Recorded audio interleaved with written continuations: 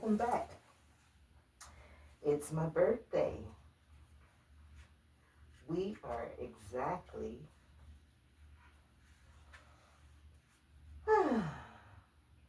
I think it's maybe 12 hours into, a little over 12 hours into my 2025 New Year.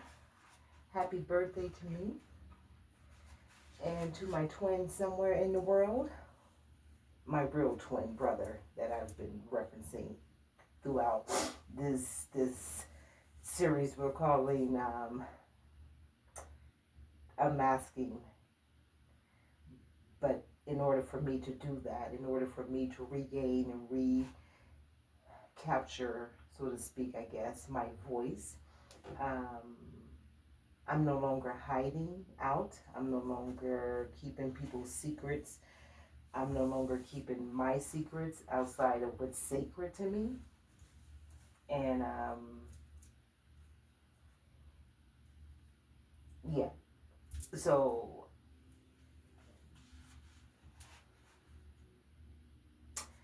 in the last video, I was talking about my second oldest brother. Also, kind of reiterated, not reiterated, but kind of gave some more examples of, the dynamics of my oldest sister and the role she played as a child, was forced to play, so to speak, as a child, and the impact that has had on our adult relationships. And I also briefly talked about my twin, which I will be talking more about in this particular video, and along with friendships and our old friendships I'm totally in 2025 letting go of. Like, there's no more calling me out the blue and wanting me to know certain things. It's like, if we don't have a connection, there's really no need for you to call me to tell me random things. That's how I see it, as random things that really have something to do with you. So you're really not talking about the event. It's all about you and what you did. I'm over those kind of interactions with folk. And I also briefly, well, not briefly, but did speak about my ex and why I chose to walk away from that unhealthy relationship, and how I know that I've grown, because even during the time of the pandemic, I chose to be homeless and sleep in my car. And before I slept in my car like for a few weeks, and then I have never slept in the, well, when we were younger, my mom, again, in between homes, whatever the situation was, we did sleep in hotels. I should say motels. And so when I was living in Texas, in Katy, Texas, when I first moved there, they were building a Motel 8 or Motel 6, whichever one it is, the blue, red. So anyway, it was getting cold in Texas. And I'm like, okay, I can't be really just out here randomly sleeping. The cops have already knocked on my window once, and because of the times we were living in, George Floyd, prior to, and I was like, I just couldn't get myself caught up, especially up in Texas. So it's like, okay, let me go. And it was only supposed to be really for a week. Then I was going to get back on the road and head back to Colorado, because this is like my home base now.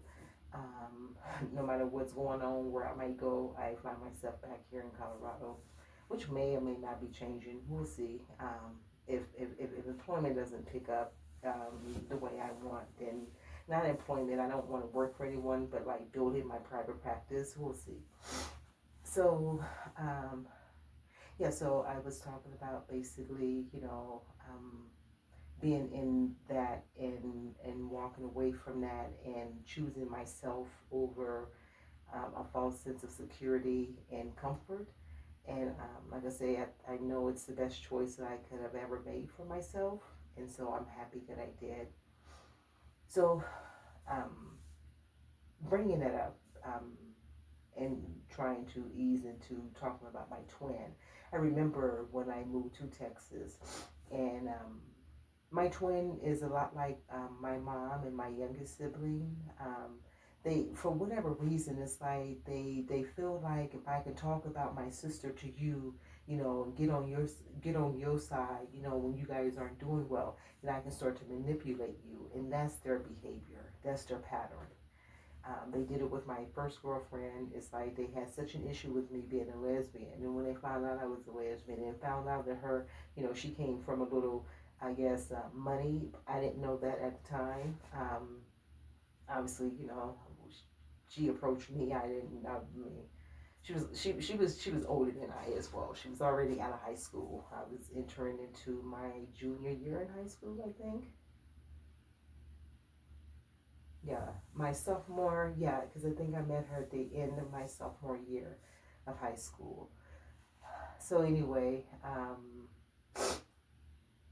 that was that in itself, really put me on a trajectory. Well, my mom and the abuse in the household put me on a trajectory of choosing not so good relationships. I mean, I would do things in that relationship that it was weird. Um, I don't, Obviously, her mother didn't know she was gay. I don't know what story she told her mother. I know her mother knew that I was a homeless youth out on my own, and so she allowed me to come and in their household. And I just think one night she, you know, saw or heard what she heard or whatever. But I wind up staying with them, even though still had that apartment with my twin brother and my oldest brother. My sister at the time, my youngest sister, she was back and forth from Colorado, and she was with now her ex-husband.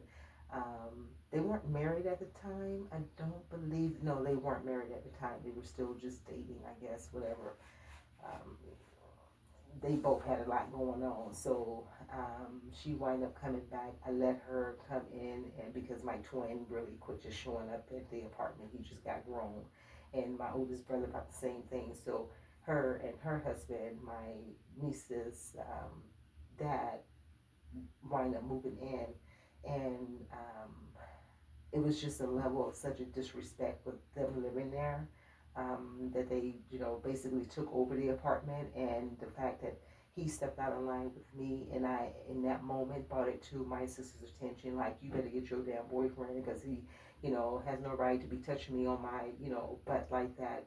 And in that moment, you know what I mean? Instead of her taking my side, she took his side. And again, we're like 16. She had to have been 15 at the time.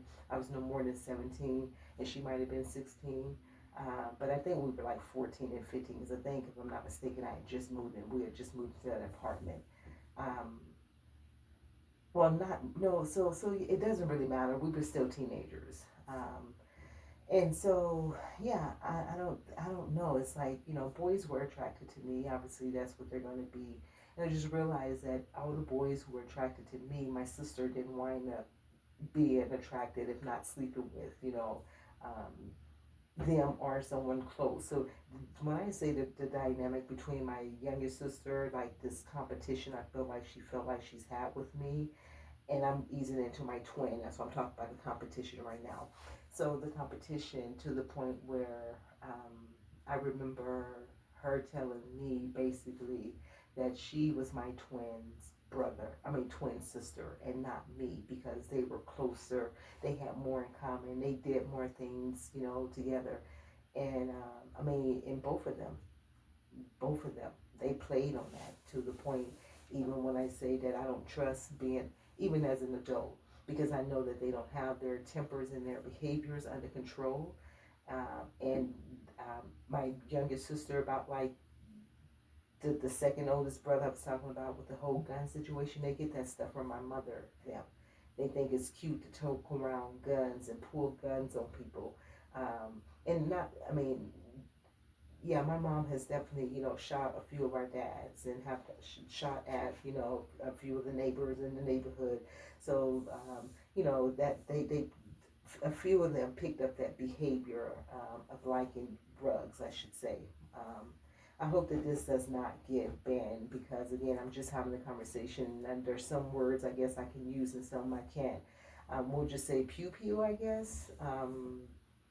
So yeah, they like their pew pews and things like that.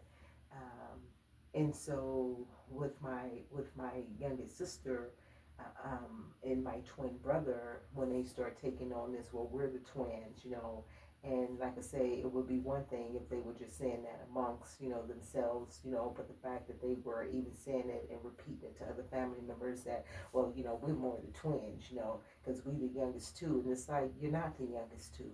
He's the youngest boy, and you're the youngest girl. But as far as the sibling order is concerned, you and I, Ingrid, are the youngest kids in the family, the youngest children, I should say, in the family, the youngest adults in the family, as far as mom's children are concerned. So that energy started in the household, and it started very young. And out of all my brothers, so like my my oldest brother, my two, we'll just say my two oldest brothers, and I should say outside of my oldest brother, second oldest brother, the one I just talked about in the last video, outside of him kicking me hard and causing me to have stitches in this wrist here. Um, I can't remember. I mean, he would push sometimes, but he would never be like my twin was. Like my twin and I, my twin, he would just jump on me for no reason.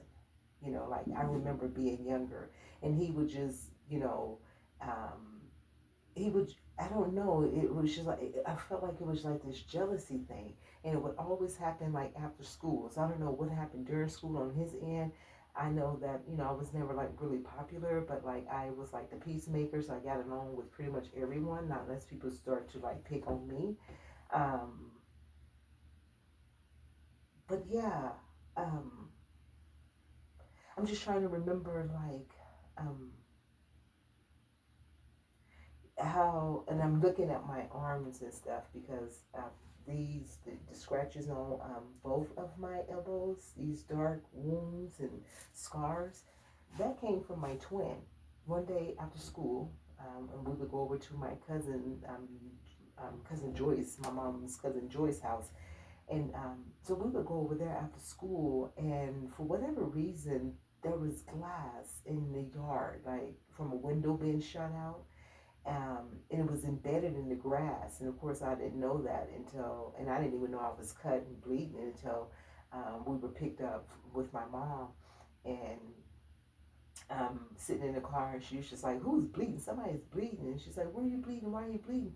And of course, I couldn't, say, what what happened because we're not supposed to be fighting, but it's like he was fighting on me, you know what I mean? But that's that whole thing. My silence and me being silent has been, in the works, from a young girl, me holding their secrets and me not talking about, that level of violence, because that's really what it was. I mean, my twin and I, to the point, it's like I just had to defend myself, to the point where I just started to start pulling knives on him. And then they started calling me crazy. Like, I didn't know this is what it was back in the day, gaslighting. But yeah, they would know that he would be in there picking and trying to fight on me and my youngest sister just for no reason at all, And my oldest two brothers, they would always have to go in there and handle him. So he's always been a male chauvinist. Like he's always been a young man who put his hands on kids. And I realized though, I definitely he gets it both from my mom and my dad. And even though we didn't live, my dad didn't live in the household with us. None of our dads did. And the one that were frequently, I mean, they would come over, to get what they wanted from our mom. But it was really never about us and spending time with us. Um, but um, I do remember him, my twin, um, just being like violent. And I remember when we were sent to live with my grandmother, who then sent us to live with my dad. That was not part of the plan. But I remember I remember witnessing our dad, um, like I would say like that second, if not the first weekend we stayed with them, definitely that second weekend we stayed with them. I remember my dad tying up my stepmother. And when I say tying her up, like we were outside, and all you could hear was something that would sound like it was being ripped. And in my little mind, as a 9 year old, I'm thinking, he's ripping up her clothes or, something like that. But I remember, she just was screaming, calling my dad's name and saying, stop, stop, stop, you're hurting me, stop, stop, stop. And the next thing I know, you don't hear anything else. She just goes silent. Again, we're kids, my twin and I. She didn't want us there in the first place. We had no business being there anyway because we weren't supposed to be in his presence, I don't believe. And then my stepmom had a son, and then they had a kid together. So I have a stepsister through my dad, several stepsisters, but this particular one, whew, what I tell you, that pack, that pack, that what am I trying to say? That cowardness, that pack crowd, that attack mode is what I'm trying to say. Um, that runs deep in people. I'm just going to not even say my family. That just runs deep in individuals.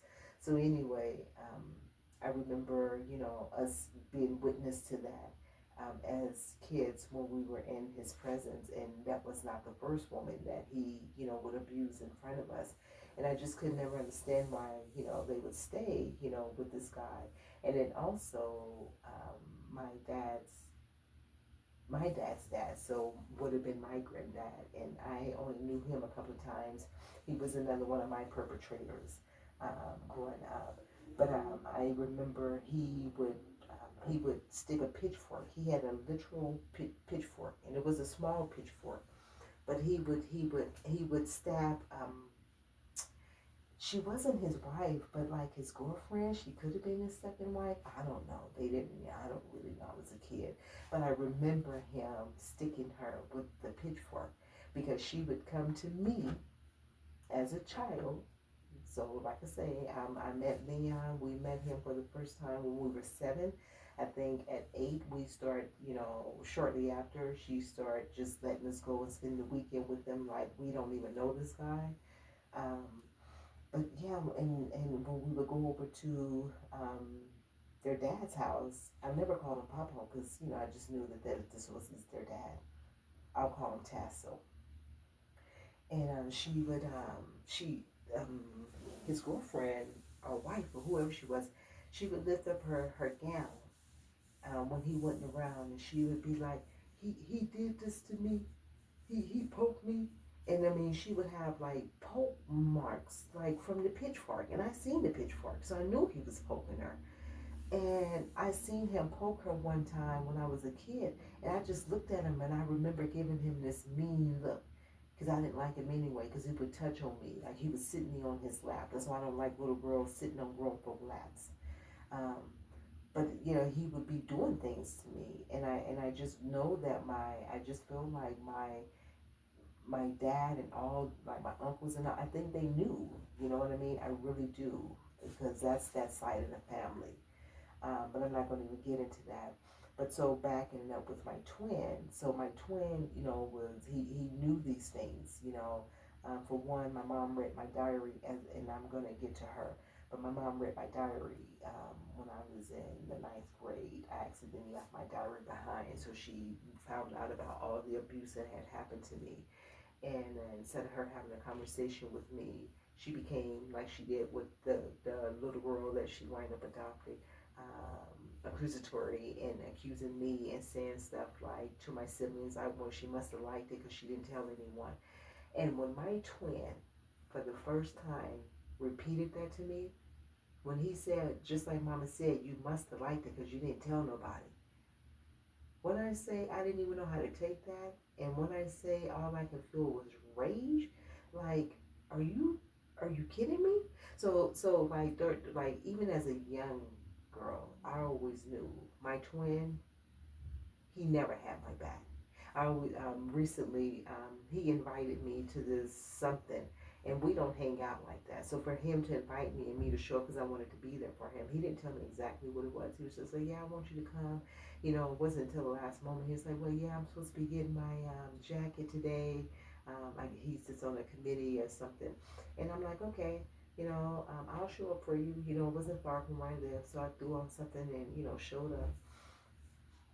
And I just realized, at that moment, it was like he just, he's never been. Well, I can't say never. He did show up at the Masters because he got a ceremony because he got a ride, but he doesn't show up for anything. And like I say, if they reached out to me and told me they had something, if I'm available, I'm gonna be there to support him and to encourage him. Um, but anyway, even at that event, I can tell he was getting frustrated with me. And when I say all the women at the table, and it was nothing but elders, let me be real clear. And it was a real elderly woman, sitting to the left of me. So my twin is sitting to my nearest left, and then there's an older woman. Like I say, they're all pretty much up in age around the table, and there had to be about 5 or 6 of them. And you know how you could just tell that someone is crushing on. It seems like there's a pecking order. It's almost like they know that he's messing around with all of them. And mind you, my twin is in his 50s. These women have to be in their 70s, you know what I mean? Late 70s. So just across the span of maybe 65 up to 70. 75, we'll say. I think the oldest one who was sitting. And who knows, it just could be life, you know what I mean? That makes him look older. Um, but yeah, my brother, even in that moment, I remember, just saying when he introduced me, because, come to find out, we were in a professional setting. It wasn't like just some cookout, you know what I mean? It's just people just hanging around. This was like a professional setting. And so all I said to him is like, I don't use my credentials often, and because I'm trying to connect with other people, if you introduce me, yes, you can introduce me as your twin sister, but I prefer you introduce me, as your sister with a name, right? So Dr. Agape is what I said. And when I tell you, you would have thought that I cussed him out. Just the look on his face and his energy. And anyone who knows my twin, right? He has very feminine ways, and yeah, and that's another thing. Like I just anyway, let me finish this. So you could just tell, like, his whole energy, he just shifted, like I cussed him out or something. And I got to thinking about it once I got home, and I'm like, wait a minute. Like, it's not like I walk around and be telling people I'm Dr. Gabe and call me Dr. Gabe, because most people I know don't even know I have degrees. Not unless you see my resume or something like that. And even on my jobs, you know what I mean? Only in my professional setting, when I feel like it's in a professional setting, of course you are going to address me by Dr. Agape. Are you crazy? Like, I worked hard just like the next person worked hard. You know what I mean? I'm not gonna shrink to make you feel good. And that's how I felt. I felt like he wanted me to just be his twin sister. Yeah, I can be your twin sister, but I still have a name. Even if you don't want to call me Dr. Gabe, I still have a name like Queen, the Queen. You know what I mean? Like, put some respect on it. But he can't put respect on it because he have no respect for himself. And the ladies, the women who for y'all who hang out with him and let him talk to y'all crazy in any old kind of way, keep it up. But y'all make it really hard for the next woman who is really working diligently on setting boundaries and maintaining boundaries in her life. And then you got all these other 5, 6 other women in his life who was just let him talk to him any kind of way, call him crazy, call him B's and MFs, and even the people that I know that he know. You know what I mean? How you gonna be hanging out with people that I know and been knowing longer than you, and they're lesbians, as a matter of fact, right? So it's not like they have a lot of men hanging at their house outside their sons and their daughters, right? So all these many years, what is the point of hanging out at lesbian's house when you so quick to call me a lesbian and try to say it in a derogatory way and try to make me feel some kind of way about my sexuality? And like I told you, for many, many years, I'm not the one that people come and ask questions. Is your sister gay? Right? I've been out since I was 15 years old, so no one has to ask me about my sexuality. Again, I don't flaunt it. I don't feel like I need to. And yeah, you see me like this today, but I'm versatile. I am a queen, but I also like my cowgirl boots and my hats, my cowgirl hats, and just as many as wraps I have, as many as cowgirl hats. I probably got more wraps than cowboy hats, but my point is that I'm versatile. I don't just have one way about me. Um, but yeah, so that's how that went at the little speaker thing, and then maybe like a couple of days after he calls me, and it's just how his tone on the phone, and oh no, what he said was that